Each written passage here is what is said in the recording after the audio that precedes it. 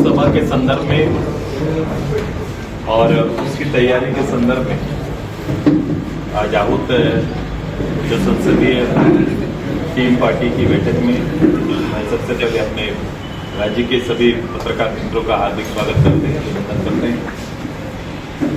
Party अपने राष्ट्रीय जो एजेंडा है उसके साथ एनडीए के साथ मिलकर इस प्रदेश में राष्ट्रीय और राष्ट्र को समर्पित नेतृत्व एनडीए के पक्ष में एक बड़ा जनादेश के लिए राज्यव्यापी तैयारी के लिए संकल्पित है। पार्टी संयुक्त रूप से एनडीए के सहयोगी के रूप में राज्य के अंदर 14 पार्लियामेंट एरिया में एक पार्लियामेंट क्षेत्र जो हमारा है, जो पिछले बार भी हमारा रेशियो 13+1, इस बार भी 13+1 का जो निश्चय हुआ है उसमें एक हमारा गिरिडीह लोकसभा क्षेत्र है। और उसी लोकसभा क्षेत्र के अंदर हमारी पार्लियामेंट बोर्ड ने ये निर्णय लिया कि पार्टी के राष्ट्रीय चेहरा के रूप में हम पार्टी का नेतृत्व लोकसभा में हम करेंगे। और उसी निर्णय को ध्यान में रखते हुए हमने पार्लियामेंट एरिया में पार्टी का प्रतिनिधित्व करने के लिए हमने चंद्र प्रकाश चौधरी जी को फिर से अपना प्रत्याशी सुनिश्चित किया। लोकसभा क्षेत्र से पार्टी के द्वारा पिछला बार उम्मीदवार बनाया गया था और हम लोग काफ़ी मजबूत स्थिति में रहे और चुनाव भारी अंतर में और सर्वाधिक वोट से हम जीते हुए। और जो 5 साल का कार्यकाल रहा काफ़ी संतोषजनक रहा। इसमें कुछ कमियां रही है कोरोना काल में, जो हम लोग थोड़ा डिस्टर्ब रहा 2 साल, लेकिन फिर भी मैं आपको यही कहूँगा कि गिरिडीह जिला जिस समय 2019 में जो स्थिति था उस समय जो आकांक्षी जिला में गिरिडीह 61वां नंबर पर था, जो अभी वर्तमान में हम 3रे नंबर पर विकास के सभी विषय को लेकर जो विकास की चीज़ें हैं जो काम हुआ है आज 3रे नंबर पर खड़ा, ये हमारी उपलब्धि रही। और मैं पूरा प्रयास करूंगा आने वाले समय में भी विकास के कार्यों को गिरिडीह को आगे ले जाने में मेरा पूरा योगदान रहेगा। और पार्टी ने विश्वास जताया और निश्चित तौर पर इस काम को हम और आगे बढ़ाएंगे। सर, वहाँ पे आप कोयला चोरी रोकने के लिए एक अभियान भी चला रहे थे, उसमें कितनी सफलता? कोयला चोरी एक विषय रहा है और उसमें हम सड़क पर भी उतरकर कोयला चोरी का हमने विरोध किया, लेकिन वर्तमान सरकार का रवैया, वर्तमान सरकार कोयला चोरी को कितना महत्व दिया है या किन्हीं लोगों से छिपा हुआ नहीं, खास करके धनबाद कोयलांचल क्षेत्र में बड़े बड़े माफिया लोग जो कोयला चोरी में सफल भी रहे, सरकार का संरक्षण भी रहा। लेकिन उसके बावजूद भी एक जनप्रतिनिधि के नाते, सांसद होने के नाते हमने उसका विरोध किया। कई जगहों पर हम खुद जाकर गाड़ियों को रोका, छापामारी किया, इस तरह से हुआ। लेकिन हमेशा गलत लोगों का विरोध हमारी पार्टी करते रहे और आगे भी हम लोग माफियाओं के विरोध में हमेशा सड़क पर रहे। ठीक है।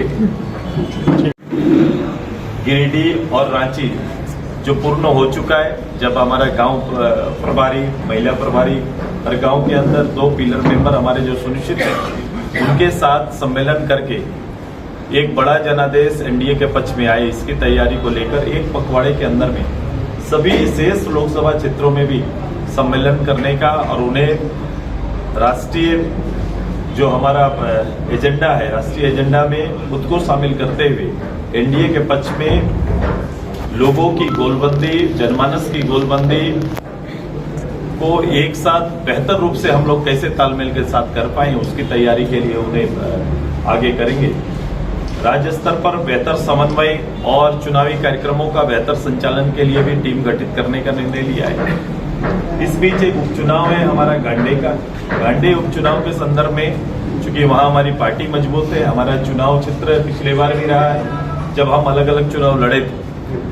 अब उस क्षेत्र में हमारे पार्टी के कार्यकर्ताओं का और लोगों का वर्तमान समय का मूल्यांकन के लिए 5 सदस्यीय दल का गठन किया गया है, जो 1-2 दिन के अंदर उस क्षेत्र में जाएंगे, प्रवास करेंगे और वहां से एक जनमत तैयार करके पार्टी के समक्ष रखेंगे। फिर आगे हम लोग संयुक्त रूप से एनडीए के समक्ष इस एजेंडा को रखते हुए हम लोग निर्णय लेंगे गांडे के संदर्भ में। लोकसभा स्तर पर भी पार्टी ने प्रभारी सुनिश्चित करने का निर्णय लिया है ताकि बेहतर तालमेल हर लोकसभा क्षेत्र में हमारा एनडीए के साथ हो सके।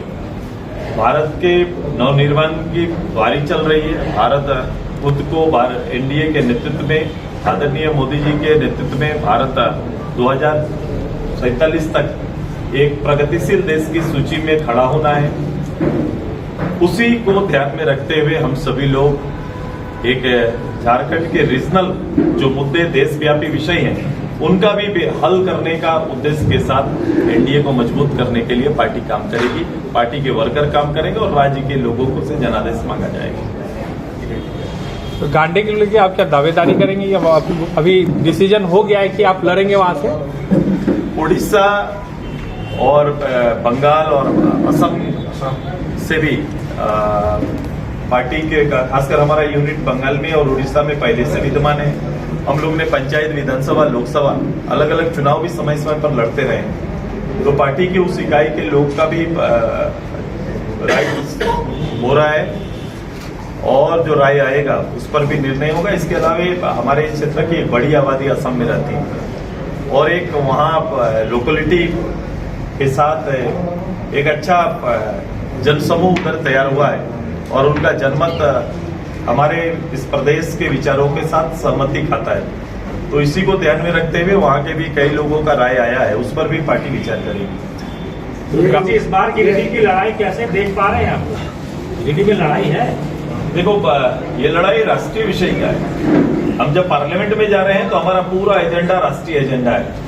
राष्ट्र में और राष्ट्र का नेतृत्व करने वाला कौन होंगे ये इस पे मत करेंगे पूरा देश के लोग। और हम मोदी जी को नेतृत्व को स्वीकार करते हुए उनके पक्ष में मतदान करने के लिए एक लोकसभा से हमारा प्रत्याशी वहां नेतृत्व करेंगे और ये प्रत्याशी हमारे रीजनल मुद्दों का नेतृत्व करेंगे। पिछला 5 साल के समय भी रीजनल जो बड़ा मुद्दा उस क्षेत्र के लिए था उसका नेतृत्व किया है और उसको कानूनी जो पेश था उसको दूर करते हुए न केवल कागजी निर्णय रहने दिया बल्कि धरातल में लाने की तैयारी हम लोगों ने किया है। ये बातें आएंगी, चुनाव के साथ एजेंडा भी बड़ा स्पष्ट होगा, लेकिन एजेंडा राष्ट्रीय फलक पर अगर लड़ाई है तो राष्ट्रीय फलक का ही विषय एजेंडा होगा, लेकिन रीजनल नेतृत्व रहेगा। एनडीए ने तो सभी लोकसभा सीट पर विवाद को उतार दिया, लेकिन जो सामने में जो एनडीए जो है अभी तक कांग्रेस इंडिया के संदर्भ में मेरे विचार बड़ा स्पष्ट है। इंडिया का कमिटमेंट देश के साथ पूर्णतः है नहीं। वो चुनाव लड़ रहे हैं तो चुनाव लड़ने के लिए जो आवश्यकताएं हैं उसका ताना बाना बुन रहे हैं। वो कई शक्तियों को एक साथ लाकर खड़ा करके अलग अलग शक्ति जिसका अलग अलग एजेंडा है। मजेदार बात है कि आपके साथ लड़ने वाले जो भी दल हैं उस दल का एजेंडा कॉमन नहीं बना है। इस इंडिया का कोई एजेंडा कॉमन अभी तक नहीं बना है। जहां से भी वो बंगाल में अगर उनके लीडर के साथ उनका कोई गठजोड़ है तो उनका अपना सेल्फ एजेंडा है। चुनाव का एजेंडा जरूर एक कर लिया है और उसका एजेंडा एक है कि मोदी जी को कैसे रोका जाए, एनडीए को आने से कैसे रोका जाए। इसी एजेंडा पे वो लोग काम कर रहे हैं। अच्छा, एक सवाल जिक्र कर रहे हैं आप। इस बार एक नया फैक्टर है वहाँ पे जयराम मातो अपना एक सवाल मेरा है कि आप चूंकि एक मेरा सवाल बोलो। एक मेरा सवाल आप ले लीजिए कि आप जो बोले अभी मुद्दों की बात, जो एनडीए में बीजेपी का जो मुद्दा है, जो नेशनल लेवल पे मुद्दा है, उस मुद्दों के साथ आजसू जाएगी या आजसू ने चूंकि विशेष राज्य का दर्जा को लेकर भी आपने एक बड़ा आंदोलन चलाया था? मेरे रीजनल चेहरा होंगे राष्ट्रीय फलक पर और मेरा एजेंडा राज्य के विषय होंगे। रीजनल दल के नाते मेरा दायित्व बनता है। मैं इसलिए वहां पर नहीं जाऊंगा कि मेरी उपस्थिति हाउस में 5 साल तक नगण्य रहे। मैं ऐसे पार्टी का नेतृत्व करने के लिए मेरे प्रतिनिधि वहां पर नहीं जाएंगे।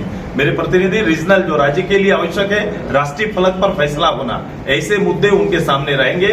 और मैं व्यक्तिगत रूप से दल का और एक सहयोगी दल के रूप में भी प्रधानमंत्री जी आदरणीय जो हमारे लीडर होंगे या फिर जो नेक्स्ट टू हमारा जो टीम आएगी उस टीम के सामने इन विषयों को हम लोग रखेंगे। पहले भी रखा है और इसको हम चाहेंगे कि इसका निर्णय झारखंड वासियों के पक्ष में आए और जल्द से जल्द उन विषयों का हल और उसका डिटेलिंग भी हम लोग कर रहे हैं कि किन एजेंडाओं को राष्ट्रीय फलक पर रखेंगे। जब ये बोर्ड हमारा बनेगा, कमेटी बनेगा, हम जाएंगे क्यों और क्यों जाना चाहते हैं वो पूरा एजेंडा भी आपके सामने रहेगा। दादा, इसी से जुड़ा हुआ ये सवाल है, विशेष राज्य का दर्जा पे आप कायम है क्या? एकदम आज भी इसकी जरूरत है। विशेष राज्य का दर्जा क्यों? पुअर स्टेट के रूप में डिक्लेयर है हमारा रघुराजन कमेटी की रिपोर्ट जो मैंने उस समय भी कहा था, आज भी मैं कह रहा हूँ, उस समय तत्कालीन जो रघुराजन कमेटी की रिपोर्ट में हमारा प्रदेश कहाँ खड़ा था, कई चीजें हैं जो राज्य को रियायत चाहिए सेंट्रल से, कि हमें अपने पैरों पर खड़ा होने के लिए, एक बेहतर संचालन के लिए कई बॉडी पर, कई इस तरह से जो राष्ट्रीय जिस पर राष्ट्र स्तर पर नियंत्रण जिन विषयों का है, उस विषयों पर राज्य के लोगों का कैसे ज्यादा से ज्यादा हिस्सेदारी तय हो सके, ये सारे विषय हैं, कई एजेंडा है। मैंने कहा उसको हम डिक्लेयर भी करेंगे और कहां हम चाहते हैं कि राज्य के पक्ष में उसका निर्णय आए, ये बात को भी आपके साथ स्पष्ट करेंगे और राष्ट्रीय स्तर पर भी रखेंगे। अध्यक्ष जी, ये गिरिडीह में पिछली बार चर्चा की थी, आपको मौका गिरिडीह में क्या कुछ बदलाव कर पाए हैं जो रोल मॉडल? ये आएगा। मैं अपने जब हम लोग इलेक्शन में जाएंगे, या फिर हमने जो पिछले बार कहा है, मैंने पिछले बार जो हमारा सबसे बड़ी जीत, आज तक उस इतिहास में इतनी बड़ी जीत वहां नहीं हुई, लगभग 2.5 लाख का प्यार, ज्यादा जीत का प्यार वहां के लोगों ने दिया है। अब वहां के लोगों के साथ मिलके जो मूल एजेंडा क्या है, पूरा गिरिडीह का 2 एरिया देखो, एक ग्रामीण क्षेत्र है हमारा, और ग्रामीण क्षेत्र के अलावे एक शहरी क्षेत्र भी है वहां पर है। कई शहर माइंस के कारण कुछ शहर का रूप ले लिए हैं, और कुछ एरिया है जो पूर्ण रूप से काफी प्रभावित क्षेत्र भी है, जो काफी पिछड़ा क्षेत्र भी है। तो ये हम हर क्षेत्र के लिए अलग अलग विषय है, और हर विषय पर हम लोग ने अपना आने वाला समय का क्या एजेंडा होना चाहिए उसको बड़ा डिक्लेयर करेंगे।